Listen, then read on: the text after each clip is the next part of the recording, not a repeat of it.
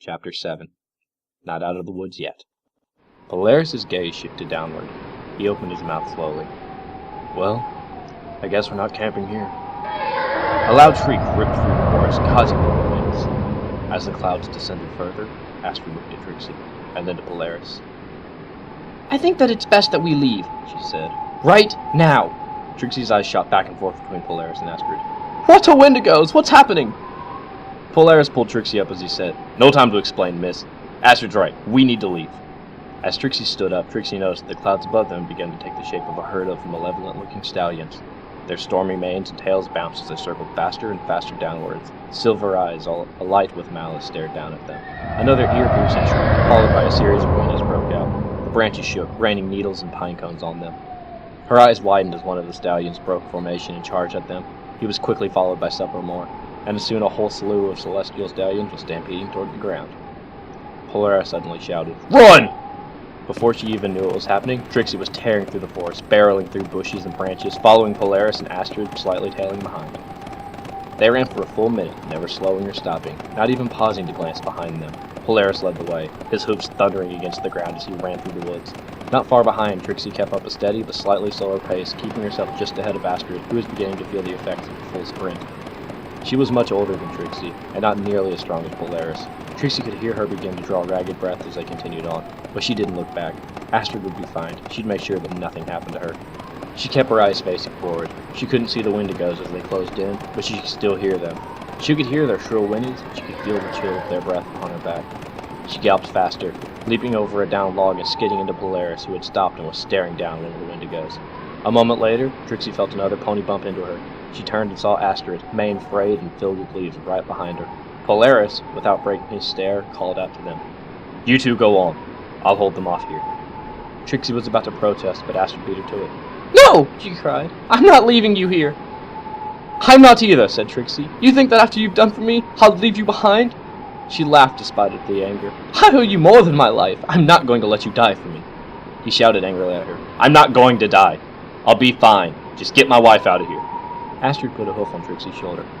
We're not leaving, she whispered. Trixie grinned. Blue aura surrounded them as Trixie's horn burst with magic. Sparking and sputtering, Azure light poured from her horn, forming a dome that separated them from the Wendigos. As the dome completed, Trixie began to breathe heavily. Polaris whirled around. What the? I told you two to leave! Trixie smiled weakly at him. And I told you we weren't going to. She started to fall over, but Astrid caught her. I don't think I've ever managed this spell so completely before. Good thing it worked. She slipped further, and Polaris moved to catch her. Propped up between Polaris and Astrid, she chuckled weakly. Guess it took a little more out of me than I thought it would.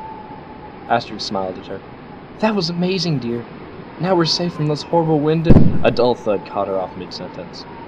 They looked up and saw the Wendigos had surrounded the magical dome, and they were now kicking at it with their muscular legs. They kicked and another thud echoed. A small crack appeared as they kicked the third time. Then it grew larger. We're not safe yet, Polaris said. He looked down at Trixie. How long do you think you can hold them off, miss?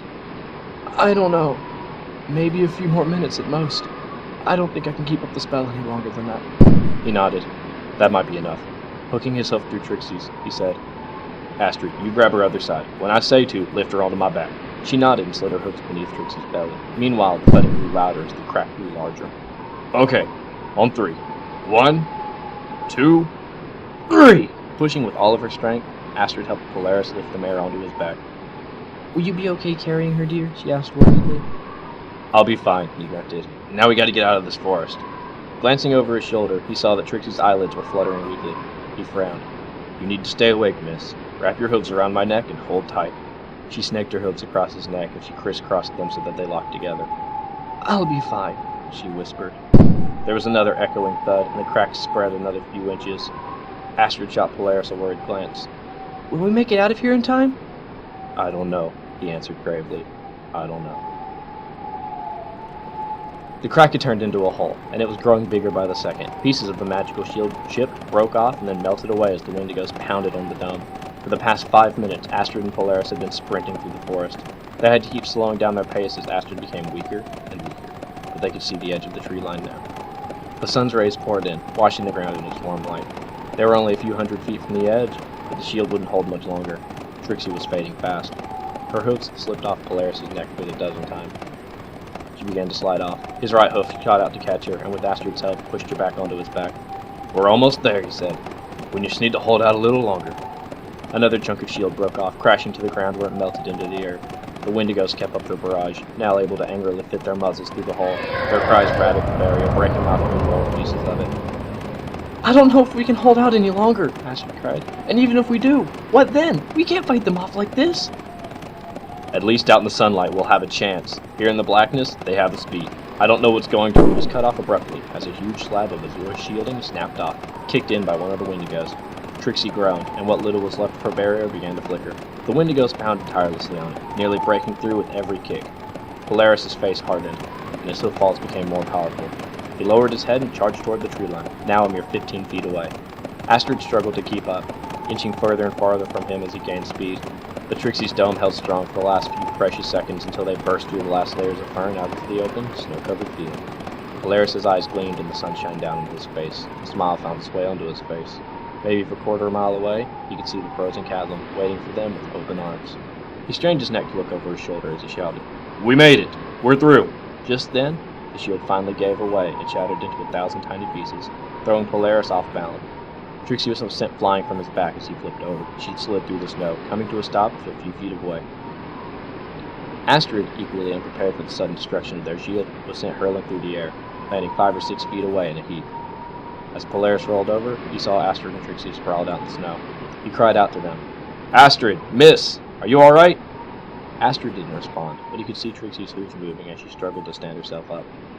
A wave of relief washed over him, a wave that was quickly overcome by the wave of despair as the Wendigos descended upon them, their fangs bared and their eyes gleaming. He managed to kick one of them in the face, causing it to recoil, but only briefly.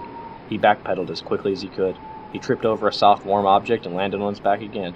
He looked to his side and saw Trixie's eyes flutter as she struggled to stay awake. On the other side, he saw Astrid, eyes closed, laying motionlessly. The wind blew about her mane, but snow had already begun to pile on her sides and face. He looked back at Trixie as the Wendigos drew ever closer. Alight with magic, her horn glowed brightly. She was fully awake now, but unable to stand. He watched as she tried to force a final bit of magic from her horn. Before he could call out to her, one of the Wendigos kicked his head and his vision went black.